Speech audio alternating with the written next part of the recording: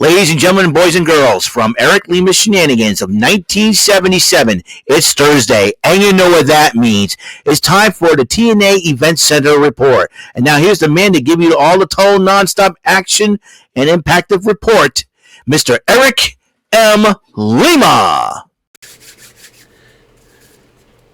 Thank you very much, Mr. Announcer, sir. Well, hello there, everyone, and welcome to yet another episode of Eric Lima Shenanigans of 1977, episode number 2217.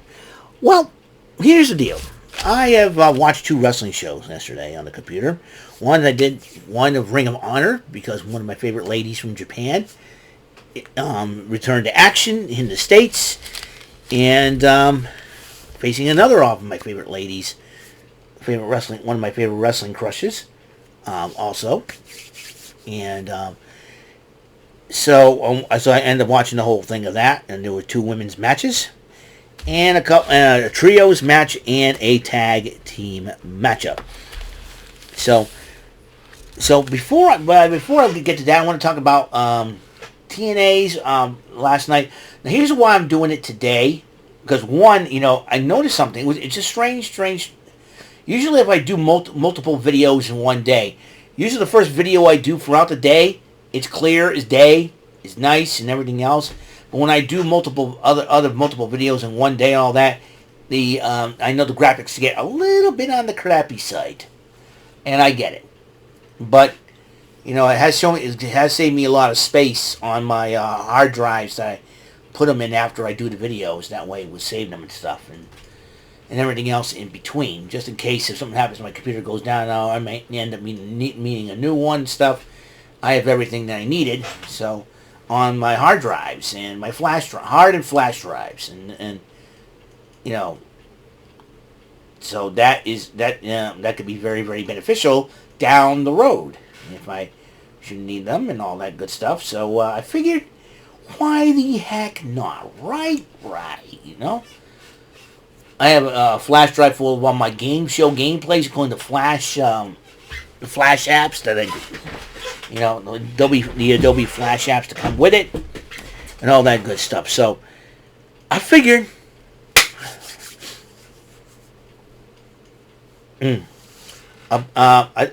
hey, why the heck not, right? So let's do this with a Rebellion Fallout from TNA, and then we'll pick it up from there.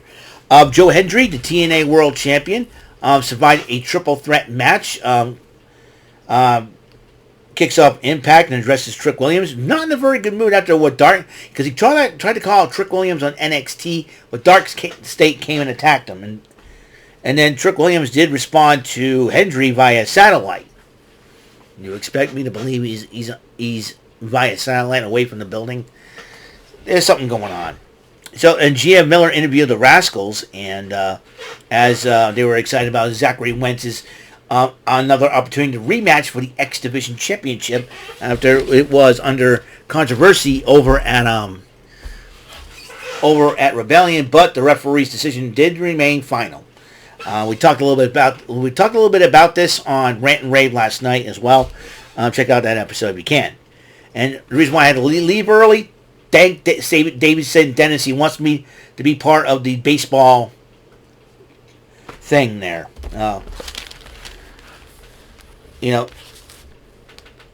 The baseball, the baseball podcast, the weekly baseball rundown. Anyways, Santino Marella talks to Sami Callihan and about this, and then Mance Warner and Steph DeLander confront Callihan, and Warner and Mance Warner and Callihan shake hands. They're calling a truce for now. They might need that truce in the future. Trust me on that one. Mike Santana versus Isaiah Moore. And Santana didn't win the matchup, but he addresses the Los Angeles crowd after the matchup, vowing that he wants to be the TNA World Champion. Joe Hendry's got a bullseye on his back. The inaugural International Champion Steve Macklin, after a successful title defense against Eric Young, is about to address the crowd, but Eric Young in the Northern Armory attacking Macklin with a chain, but Young, And then in the back, Marella breaks it up, and they said there'll be another match coming. The exhibition title on the line, Moose versus Zachary Wentz. Alicia Edwards got involved in the match, costing Zachary Wentz the match, with Moose retaining it in the end. Gia Miller interviewed the Order 4, or lack thereof, because Tasha Steelz, after the match that the Falls Count Anywhere match between Mike Santana and Mustafa Ali at Rebellion, Tasha Steelz got hurt. She was ruled out, and Mustafa Ali was not very happy. He looked like a disheveled man, the gray hands, trying to speak on behalf of Mustafa Ali.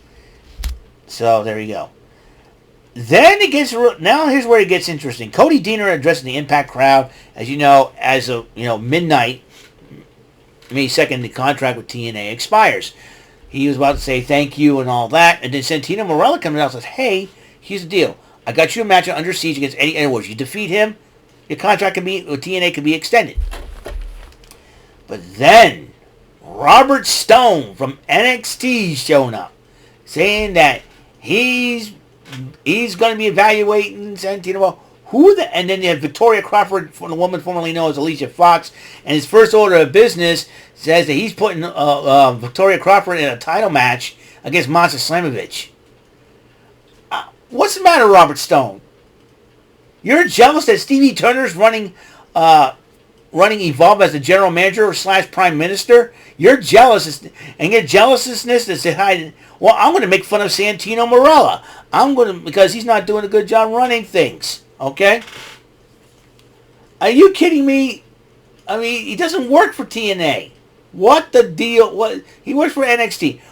Is he trying to ruin the working relationship? I think you know what it is. Robert Stone is trying to turn. It's NXT versus TNA. He's going to turn this thing into a war zone. And believe me, and it's not going to look good. Not going to look. Trust me. I always respected NXT and TNA. I've always respected the working relationship they have. They brought us great moments. Now, I think Robert Stone's going to ruin it, in my personal opinion.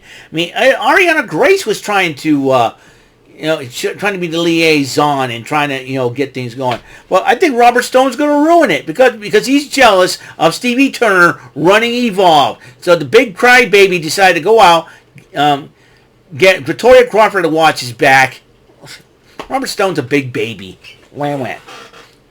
And then Ariana Grace and Morel were confronting Stone and Crawford, and he's like, what is going on? He didn't tell me. Nobody told me. He was upset. And then Tessa Blanchard makes things worse. Like berating Santino. Tessa Blanchard, beautiful as she is, up here. Something's wrong. That girl ain't right. But then Robert Stone, we should talk. Great. You know what?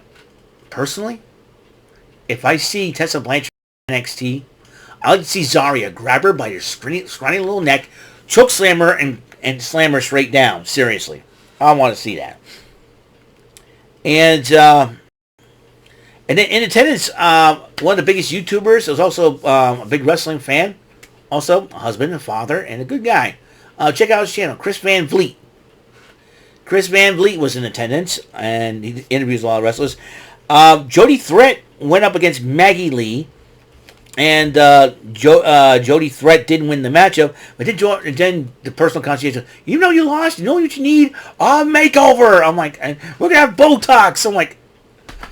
I'm like, somebody please slap me across the face. First, Robert Stone wants to flip up TNA, and being this grumpy Gus.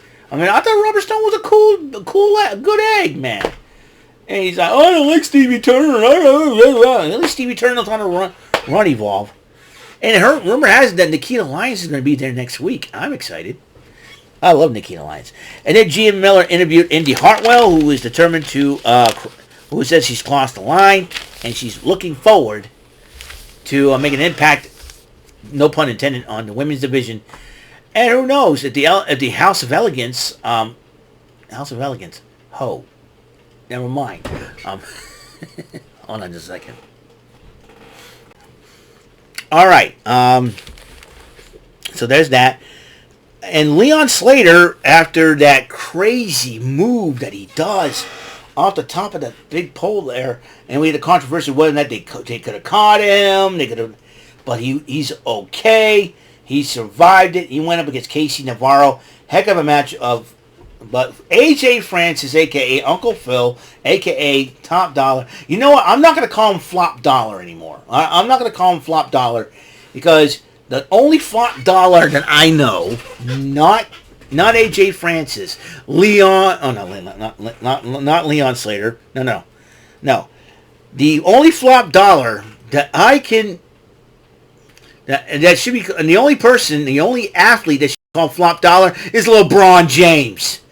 Yeah, he tried to flop to get fouls and all that. He makes a lot of money, and he flopped himself out of the first round in the playoffs again. Lakers suck because of him. Trust me, they suck. The Lakers suck, plain and simple. So LeBron James is the new Flop Dollar, not AJ Francis. That's my personal opinion. Anyways, AJ Francis tried to get involved. Referee, she said, it was a female referee. She said, ejected, and Slater ended up picking up the victory. Now, with Moose retaining the title against Zachary Wentz, Slater may be on the hunt now. Masha Slamovich addresses Victoria Crawford, and she says she's going to find out the hard way what I'm all about. Good. And she has no problem with defending the title against someone who was never, who hasn't got a shot and never earned a shot. And I'm like, good. Masha Slamovich, let her deal with Victoria Crawford. And then the main event, the trios matchup between Joe Hendry and the former the TNA World Heavyweight Champion, the former tag team champions, the Hardys, facing Frankie Kazarian and the Nemets. In the matchup, during the matchup, Trick Williams gets involved, attacking Hendry during the matchup, costing him and the Hardys, as Frankie Kazarian and the Nemets pick up the victory. And then afterwards, after the match, there was that attack by Trick Williams. I like Trick Williams' new attitude. Let's talk about it. So, all I know is he might pick up a thing or two from his good friend Carmelo Hayes. I'll be surprised if he makes the main roster and rejoins his friend up there. He'd probably say, you know what? I'm sure in a way, Carmelo Hayes is proud of him. So that is it for episode 2217 of Eric Lima Shenanigans 1977, the TNA Event Center for May the 1st, 2025. Up next, we're going to talk about some Ring of Honor, and then tonight we got SmackDown.